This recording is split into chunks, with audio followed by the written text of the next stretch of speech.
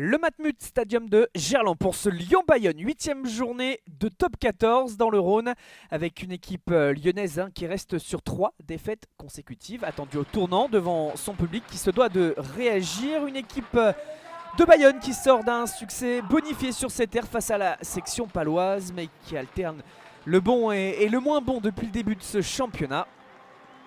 Alors à voir le comportement justement des Bayonnais en déplacement. Un magnifique hommage bien sûr au jeune Thomas, tout le rugby français qui pense à lui et à sa famille, à ses proches. Bel hommage. Et le coup d'envoi de ce match donné par Paddy Jackson pour le Loup. 3 partout après un échange de pénalités de chaque côté. Ce ballon contré par les Lyonnais. Baptiste Couillou, premier essai de la partie. Les Lyonnais qui s'appuient sur leur demi de mêlée, qui a pris ses responsabilités, venant contrer d'ailleurs ce ballon, cette tentative de dégagement de Spring. C'est bien fait de la part d'Egon et du demi de mêlée.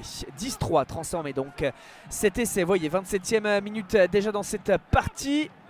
Les Lyonnais dans un registre différent qui font l'assaut de l'embu bayonnais, qui font une bonne première période dans l'envie, dans la détermination, attendue au tournant, et qui s'appuie sur Romain Taoufi-Fénois, leur international tricolore, pour terminer en force et en puissance, marquer le deuxième essai des Rodaniens. Ballon qui a bien été aplati à la sortie de ce ruck. On bascule déjà en seconde période avec donc à la 44e minute Xavier Mignot qui s'échappe, Niniashvili, Paddy Jackson, un jeu à 3. Les Lyonnais régalent sur cette situation.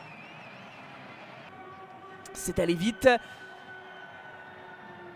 avec donc ce jeu des 3 quarts sur l'aile droite pour éliminer et venir marquer déjà un 3e essai. Lyon dans le bonus offensif et qui à l'instant T donne la sensation de pouvoir dérouler dans cette partie, mais c'était sans compter la réaction des Bayonnais. Ballon porté et Facundo Bosch qui voit l'ouverture sur sa gauche dans le petit côté.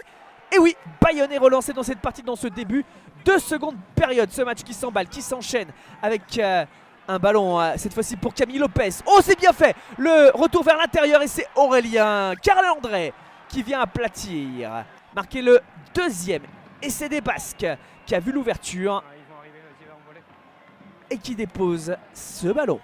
27-17, quand on disait que ce suspense était totalement relancé, peut-être à la 53e minute. Tom Spring, oui, c'est aplati. 3e essai de Bayonne. Quel match, quelle sensation. Le petit coup de pied bien senti et ce ballon aplati pour le 27-22. Même si Lyon a marqué une nouvelle pénalité, il marque un nouvel essai avec Thibaut Regard en fin de partie. Match incroyable. Thibaut Regard pour le 35-22, un nouveau break dans ce duel. Le 3 quarts centre formé au club qui peut venir finir à profiter d'un énorme travail de David Niniashvili. Bayonne avait recollé, mais Bayonne doit refaire les efforts pour ne pas repartir bredouille du Matmut Stadium de Gerland avec cette passe sautée. Thibaut Regard pour le doublé, peut-être le raffut, en tout cas la pression mise, oui, le doublé après cette passe de Lambet. Ouf, cette charge sur Aurélien Carl-André.